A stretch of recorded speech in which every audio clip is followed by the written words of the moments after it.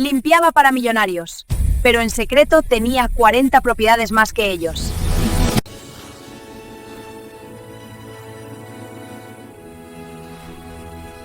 Antes de que entremos en la intimidad de la historia de hoy, te pido un pequeño favor.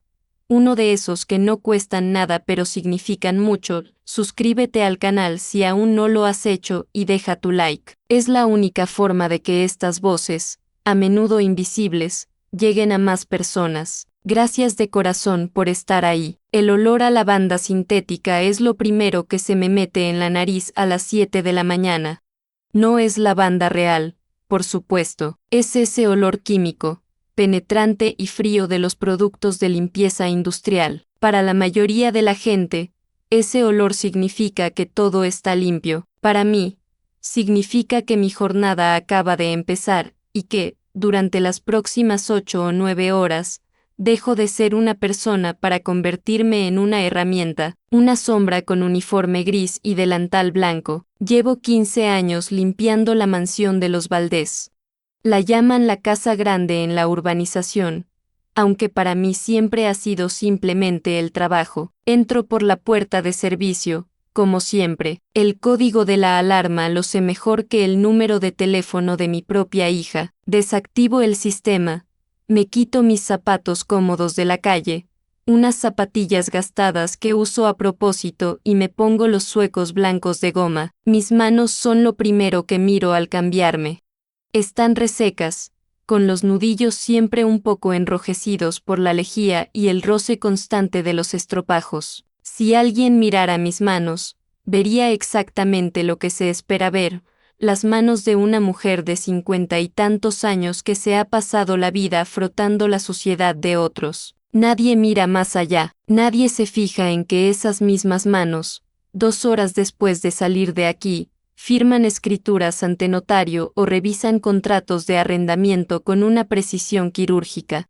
La señora Gabriela suele bajar a la cocina a las 8:30. Yo ya llevo 1 hora trabajando para entonces. Ya he limpiado los cristales del salón principal, esos ventanales inmensos que dan al jardín y que siempre tienen las huellas dactilares de sus nietos, o el hocico húmedo de su perro de raza. Buenos días, Carmen, dice ella sin mirarme, mientras revisa su teléfono con el ceño fruncido. Buenos días, señora Gabriela. ¿Le preparo el café? Sí. Y no me pongas azúcar hoy, estoy hinchada. Ayer cenamos en ese restaurante nuevo y la comida estaba cargada de sal. ¡Qué horror! Gabriela es una mujer que vive angustiada por cosas que yo considero irrelevantes, pero vive ajena a las cosas que realmente deberían quitarle el sueño. Mientras pongo la cápsula en la cafetera de diseño italiano, que cuesta más de lo que gana una cajera en 3 meses, la observo de reojo. Lleva una bata de seda que parece líquida sobre su piel. Todo en ella grita dinero, el pelo teñido de un rubio ceniza perfecto, las uñas de gel, la piel estirada por tratamientos que no me atrevo ni a pronunciar. Sin embargo, yo sé cosas que ella cree que son secretos de Estado. Lo sé porque soy quien vacía las papeleras del despacho del señor Valdés. Lo sé porque soy quien recoge las cartas del banco que dejan tiradas sobre la mesa del recibidor antes de abrirlas con miedo.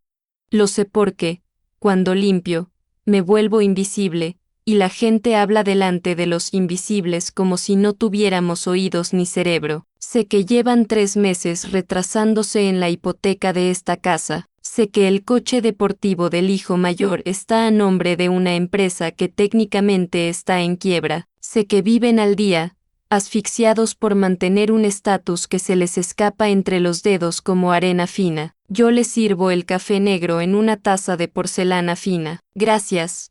Oye, Carmen, me detiene justo cuando voy a retirarme al lavadero. Hoy vendrán unas amigas a comer. Necesito que los baños de la planta baja estén impecables. La última vez una de ellas comentó que había una mancha de agua en el espejo. Que no se repita, por favor. Es vergonzoso. Sí, señora, no se preocupe. Vergonzoso. Esa palabra se queda resonando en mi cabeza mientras subo las escaleras. Vergonzoso es tener una mancha de agua en el espejo. No es vergonzoso deberle dinero a medio mundo o tratar a la gente con condescendencia. Me encierro en el baño de invitados. Es un espacio lujoso, con mármol travertino y grifos dorados. Me miro al espejo mientras saco el limpiacristales. Mi uniforme es de poliéster barato. Me da calor en verano y no abriga en invierno. Mi pelo lo llevo recogido en un moño tirante, sin teñir, dejando que las canas cuenten mi edad real. Si Gabriela supiera. Si supiera que el edificio de ladrillo visto en la zona norte de la ciudad, donde su marido tiene alquilado un almacén para sus trastos viejos, es mío. Si supiera que los 4 locales comerciales en la avenida principal, esos donde ella compra su ropa de marca, me pagan el alquiler religiosamente cada mes. Si supiera que tengo 42 propiedades escrituradas a mi nombre, libres de cargas, generando una renta mensual que ella no podría imaginar ni en sus mejores sueños.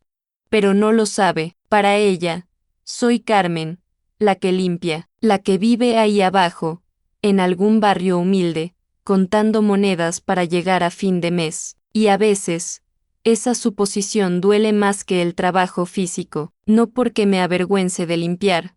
El trabajo es digno y fue limpiando como ahorré mi primer capital hace 30 años, sino por la mirada de lástima. Esa mañana, mientras frotaba los grifos dorados hasta sacarles brillo, escuché el timbre. Eran las amigas de Gabriela. Mujeres ruidosas, perfumadas en exceso, con bolsos que valen miles de dólares colgando del brazo como trofeos de caza. Me quedé dentro del baño un momento, esperando que pasaran hacia la terraza para no cruzarme con ellas, pero se quedaron en el pasillo, justo al otro lado de la puerta donde yo estaba. ¡Ay, Gaby! ¡Qué estrés con la reforma de la cocina!, decía una voz chillona. No te imaginas lo difícil que es conseguir buenos operarios. Todos quieren cobrarte un ojo de la cara. Se han vuelto unos avariciosos. Dímelo a mí, respondió Gabriela. Mantener esta casa es una pesadilla. Y el servicio, bueno, ya sabes, tienes que estar encima de ellos todo el día. Carmen es buena mujer, muy honrada, pero le falta chispa, ya sabes. Es muy básica. Bueno, querida, es que si tuvieran chispa no estarían limpiando inodoros. ¿No crees?, dijo otra, y todas soltaron una risita suave, cómplice. Sentí un calor subirme por el cuello. Apreté el trapo húmedo entre mis manos con tanta fuerza que mis nudillos se pusieron blancos. Básica, sin chispa, podría salir en ese momento, podría abrir la puerta, quitarme el delantal y decirles, ese local donde vas a hacerte las uñas mañana es mío, y el edificio donde tu hijo tiene su startup, también es mío, y podría comprar esta casa mañana mismo al contado si quisiera, solo para demolerla, pero no lo hice. El silencio es un hábito difícil de romper. Y la prudencia es lo que me ha llevado a donde estoy. Mi riqueza es silenciosa, sólida, construida ladrillo a ladrillo, dólar a dólar, privación tras privación. La de ellas es ruido y apariencia. Respiré hondo, conté hasta 3 y abrí la puerta. Bajé la mirada, como se espera de mí, y murmuré un buenos días general mientras pasaba pegada a la pared, haciéndome pequeña, haciéndome invisible. Hola, Carmen, dijo una de ellas con ese tono que se usa para hablar con los niños o con las mascotas. ¿Todo bien? Sí, señora, todo bien. Seguí caminando hacia la cocina, sintiendo sus miradas resbalar sobre mi espalda. No me veían a mí, veían el uniforme, veían la función que cumplo. Al llegar a la cocina, mi teléfono vibró en el bolsillo del delantal. Lo saqué con cuidado de que nadie me viera. Era un mensaje de mi gestor inmobiliario, el señor Rivas. Carmen, buenas tardes. La oferta por el edificio de 6 apartamentos en el centro ha sido aceptada. El vendedor tiene prisa por liquidez. Creo que podemos cerrar la operación por un 15% menos de lo que hablamos si firmamos esta semana. Avísame. Miré la pantalla y luego miré hacia el pasillo, donde las risas de las mujeres ricas resonaban huecas. Una sonrisa muy pequeña, casi imperceptible, se dibujó en mis labios. Guardé el teléfono, cogí la fregona, había que limpiar el suelo, pero algo estaba cambiando hoy. El comentario de Básica se me había clavado más hondo de lo habitual.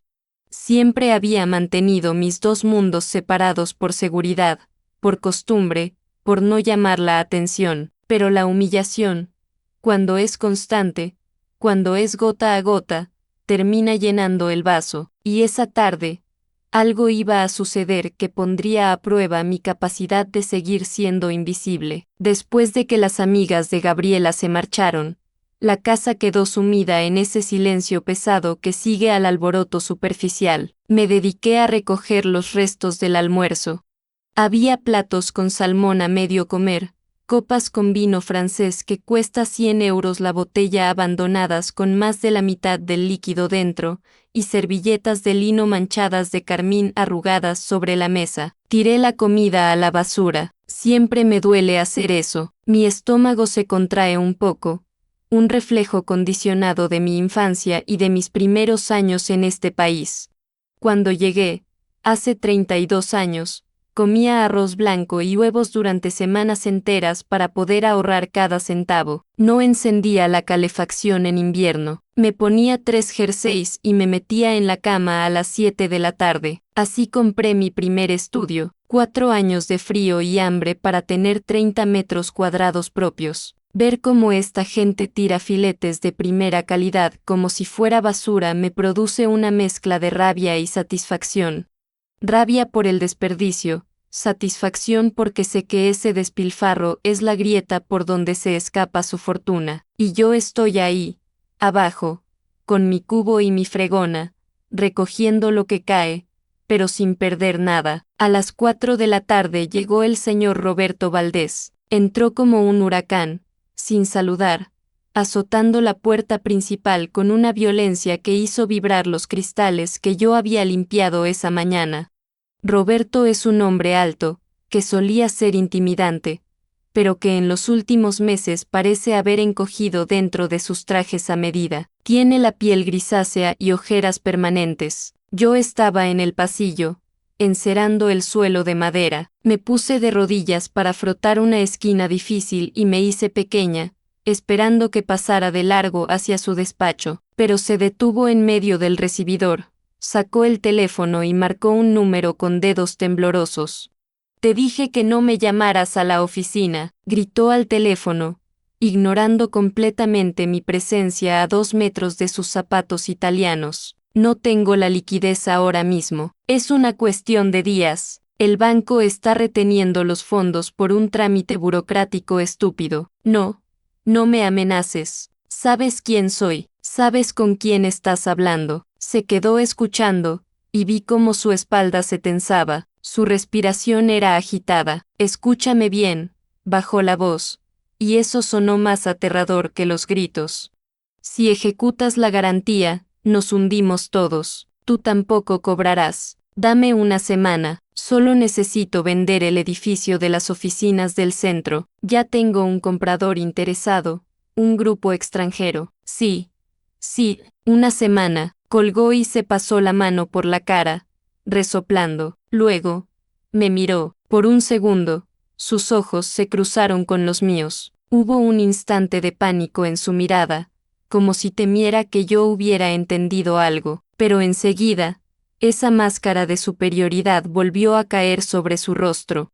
«Carmen», dijo con voz ronca, «¿has visto el sobre marrón que dejé ayer en la consola?» «Sí, señor Roberto». La señora Gabriela lo guardó en el cajón del escritorio para que no se perdiera. «Bien, gracias». No dijo nada más y se encerró en su despacho. Mi corazón latía rápido. El edificio de las oficinas del centro. La frase resonaba en mi cabeza. Saqué mi teléfono con disimulo y abrí el mensaje que me había enviado mi gestor, Rivas, hacía unas horas.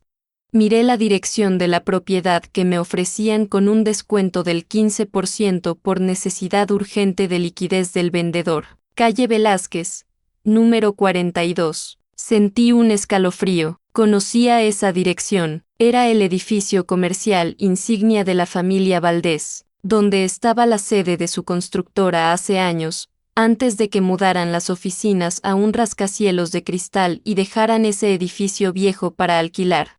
Roberto Valdés estaba vendiendo la joya de la corona de su abuelo para tapar agujeros urgentes, y lo más irónico, lo más increíblemente absurdo de todo, es que el grupo inversor o el comprador que Rivas estaba gestionando, era yo, bueno, no yo directamente, sino mi sociedad patrimonial, un nombre genérico que no les diría nada a ellos, Inversiones Horizonte Azul San, L.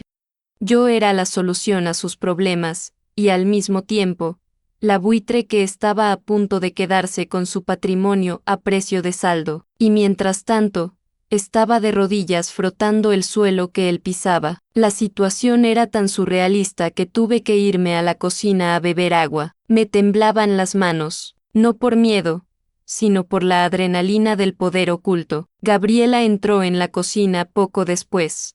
Venía con los ojos rojos, como si hubiera estado llorando, pero al verme compuso una sonrisa falsa. Carmen, querida, empezó. Y ese querida me puso en alerta. Siempre que son tan amables es porque traen malas noticias. Tengo que comentarte una cosita. Se apoyó en la isla de mármol, jugueteando con uno de sus anillos de diamantes. Dígame, señora, verás, Roberto ha tenido un problema con las transferencias del banco, un error informático. Ya sabes cómo son estas cosas modernas.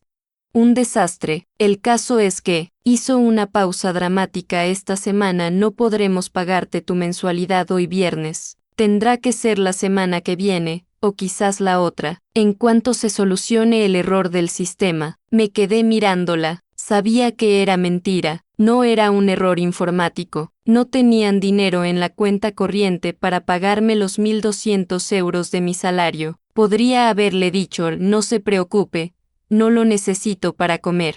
Podría haberle dicho, cóbrese de los 60.000 euros de fianza que voy a depositar mañana por su edificio, pero no podía romper el personaje. Si lo hacía, se acababa el juego, y más importante aún, ellos necesitaban creer que yo era pobre, necesitaban creer que su poder seguía intacto frente a mí, así que bajé la cabeza.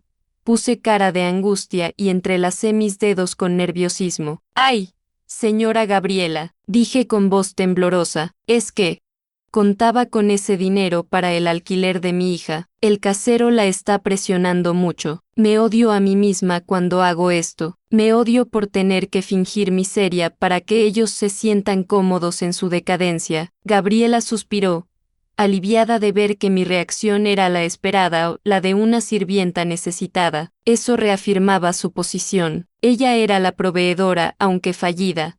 Yo la dependiente. Lo siento mucho, Carmen, de verdad. Veré si puedo darte algo en efectivo de mi bolso para que vayas tirando.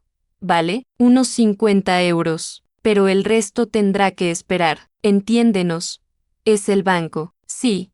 Señora, lo entiendo. Muchas gracias por lo que pueda darme. Me dio un billete de 50 euros arrugado que sacó de su monedero Louis Vuitton. Lo tomé como si fuera un tesoro, inclinando la cabeza. Gracias, señora, Dios se lo pague. Cuando salí de la casa esa tarde, ya oscurecía.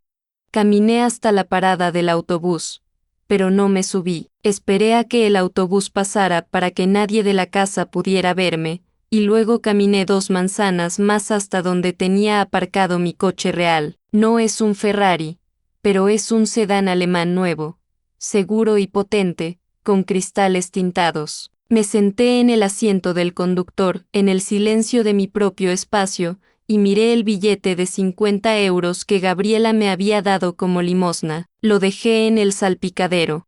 Saqué el móvil y llamé a Rivas. Rivas, dije en cuanto descolgó. Mi voz ya no era la de Carmen la limpiadora, era la voz de la dueña de 40 propiedades. Prepara la oferta por el edificio de la calle Velázquez, pero bájala. La bajamos, Carmen, el precio ya es muy bueno. Si apretamos más, puede que se ofendan y no vendan. No se van a ofender, Rivas. Están desesperados. Ofréceles un 20% menos de lo que hablamos ayer. Y diles que podemos firmar ante notario en 72 horas. Pago al contado. Tienen prisa, ¿estás segura? Es una oferta muy agresiva. Miré hacia la colina donde se alzaba la mansión de los Valdés, con sus luces encendidas gastando electricidad que probablemente tampoco podían pagar. Estoy segura, hazlo, y Rivas, que mi nombre no aparezca en ningún documento preliminar, solo el de la sociedad. Es imperativo, entendido. Mañana mismo envío la propuesta vinculante. Colgué, arranqué el coche y sentí el motor ronronear suavemente. Mientras conducía hacia mi ático en el centro de la ciudad, un lugar que Gabriela ni siquiera sabe que existe, pensé en la semana que venía. Iba a estar limpiando el polvo de los muebles de Roberto Valdés mientras mis abogados compraban su patrimonio. Iba a servirle el café mientras él firmaba la venta de su legado para sobrevivir un mes más. La humillación de tener que rogar por mi sueldo se había transformado en algo frío y duro en mi estómago. Ya no era solo un negocio, ahora era personal.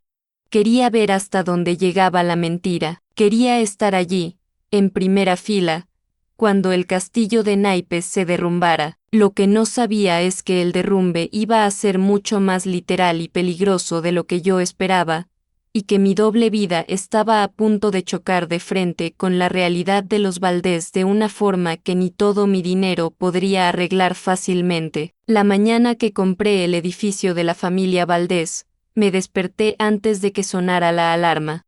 En mi ático, el silencio es distinto al de la mansión. Aquí no huele a productos químicos ni a ambientador caro para tapar la humedad. Huele a café recién molido y a madera vieja de mis propios muebles. Me senté frente a mi ordenador portátil, con una taza humeante en la mano, y revisé el documento final que Rivas me había enviado. La Sociedad Inversiones Horizonte Azul, o sea, yo estaba a un clic de adquirir el inmueble de la calle Velázquez por un precio ridículo.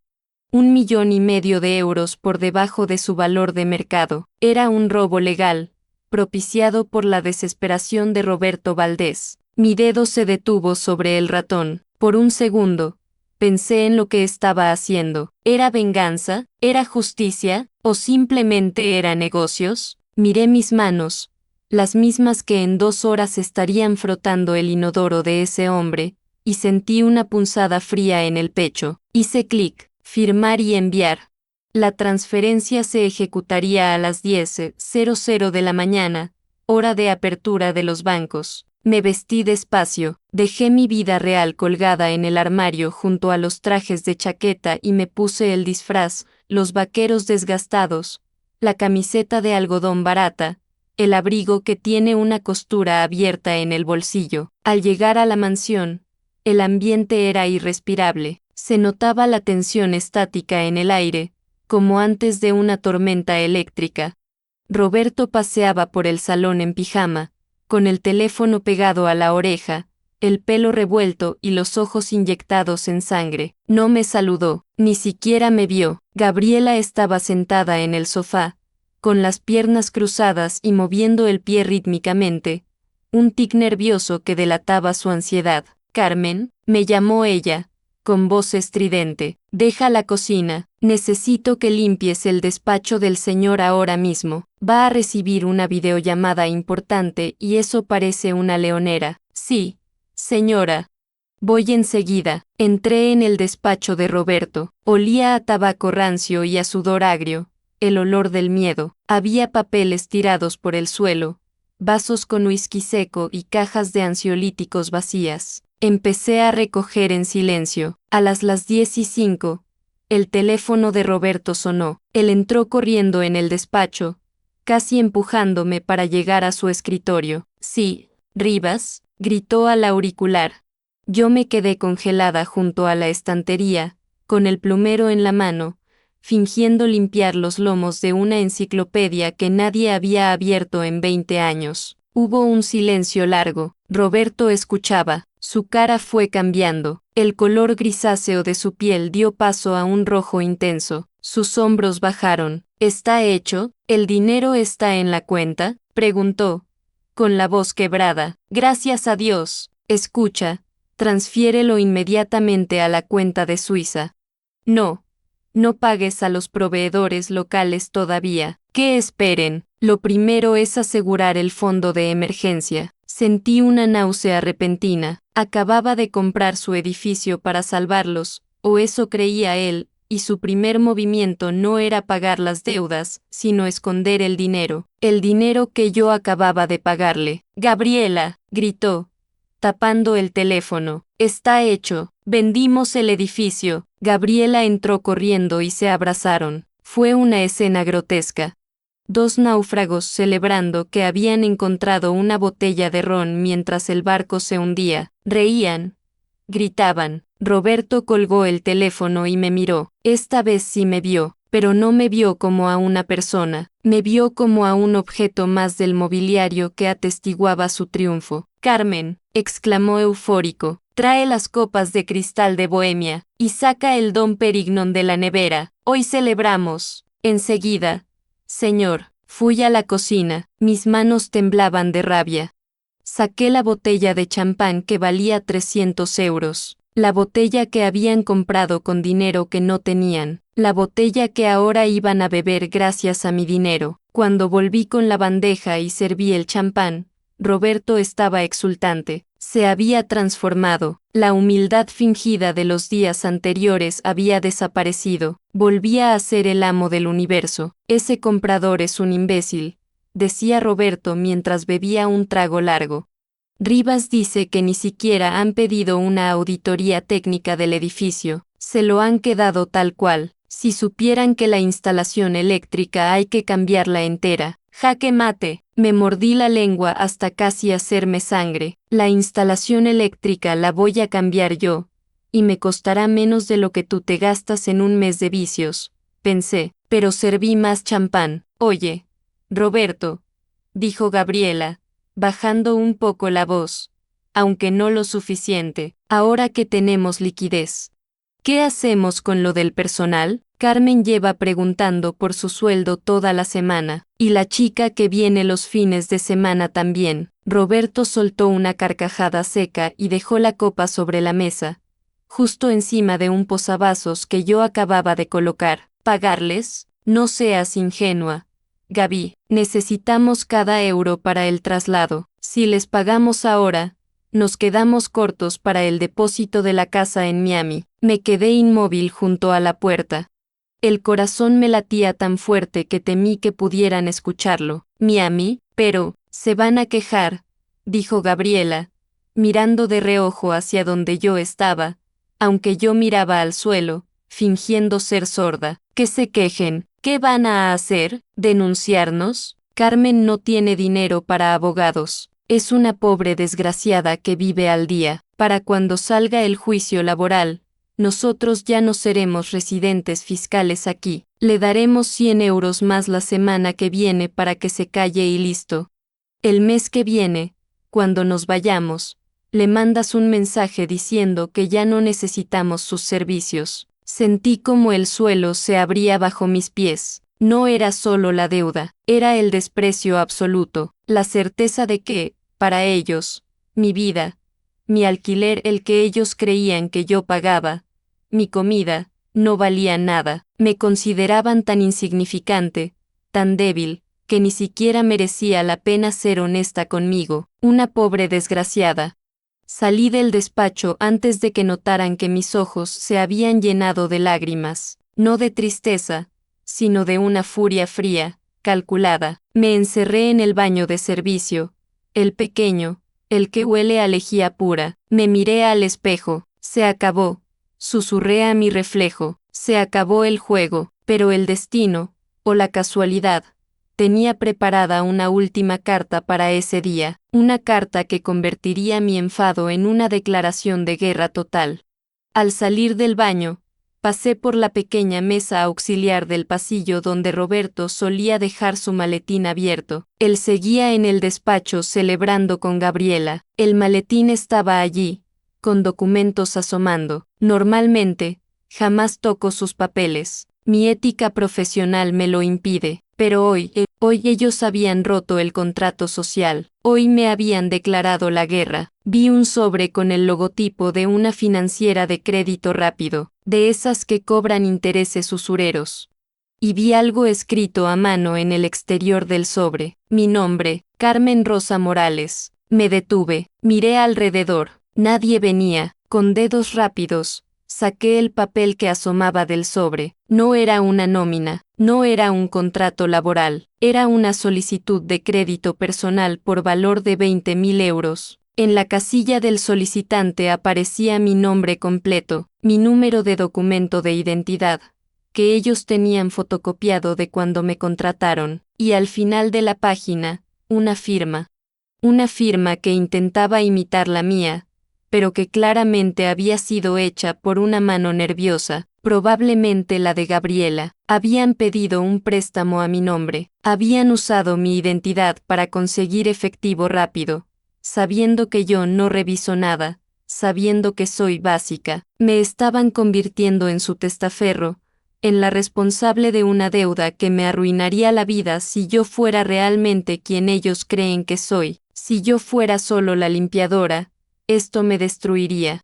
Me meterían en listas de morosos, me embargarían, mis manos dejaron de temblar. De repente, todo se volvió muy claro, muy nítido. Guardé el documento en el bolsillo interior de mi delantal, pegado a mi pecho. Escuché las risas de Roberto y Gabriela en el salón. Brindaban por su astucia, brindaban por su viaje a Miami. No tenían ni idea de con quién se habían metido. Pensaban que habían estafado a la sirvienta, pero en realidad, acababan de darle el arma definitiva a la dueña de su destino.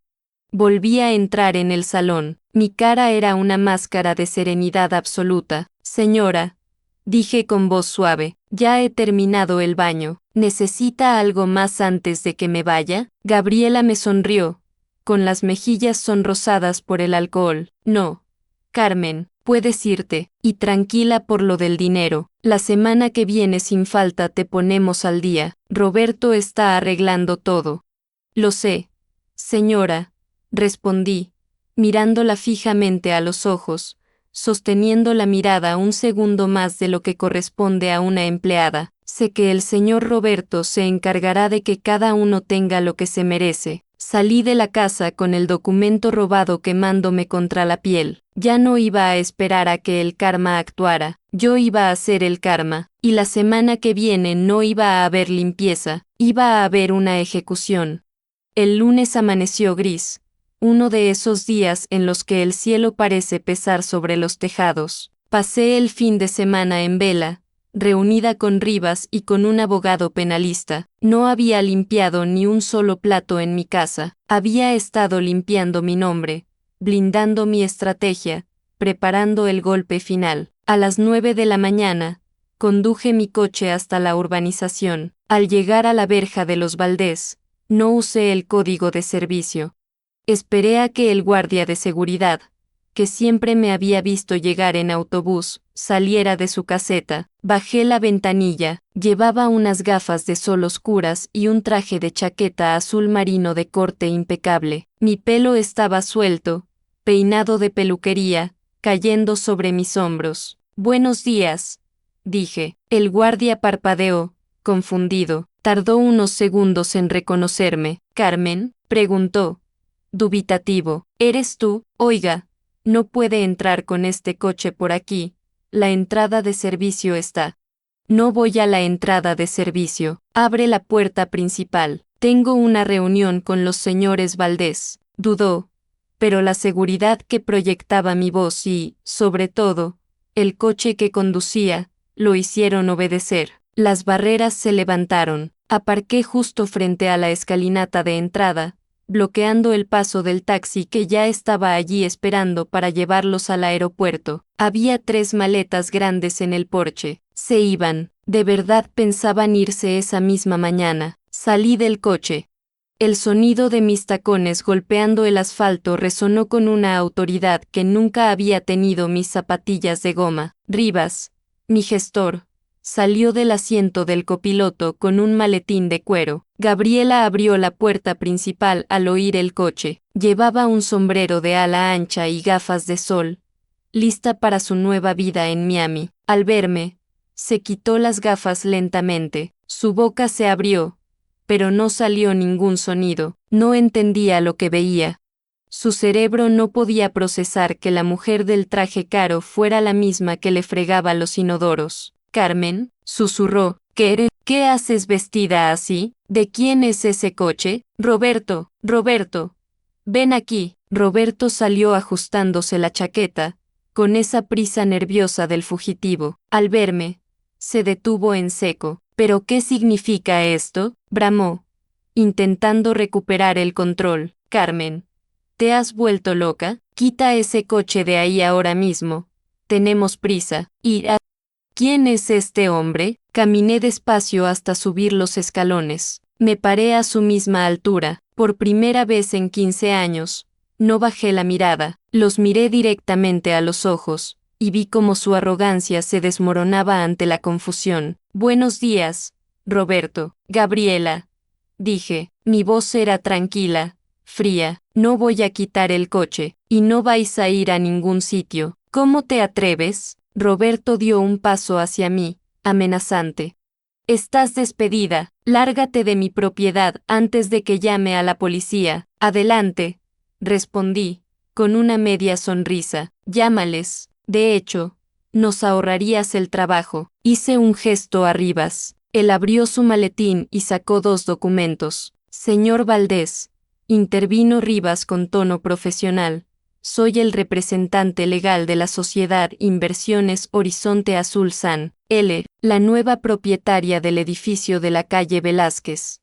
Y, casualmente, también soy el gestor patrimonial de la señora Carmen Rosa Morales. Roberto se puso pálido. El color abandonó su rostro tan rápido que pareció que iba a desmayarse. Miró a Rivas, luego a mí, y luego al coche. ¿Qué? Balbuceó. Eso es imposible. Tú eres la chacha. Soy la dueña del edificio que acabas de malvender, dije, disfrutando de cada sílaba, y soy la persona que ha estado financiando vuestros delirios de grandeza, pero eso es solo negocios, Roberto. De eso no me quejo, de lo que vengo a hablar es de esto. Saqué del bolsillo interior de mi chaqueta el papel que había recuperado el viernes, la solicitud de crédito falsificada. Lo levanté para que lo vieran bien. Gabriela soltó un gemido ahogado y se llevó la mano a la boca. Falsedad en documento mercantil, suplantación de identidad y estafa, enumeré. 20.000 euros a mi nombre. Pensabais que era una pobre ignorante que no se daría cuenta hasta que estuvierais en Miami bebiendo mojitos.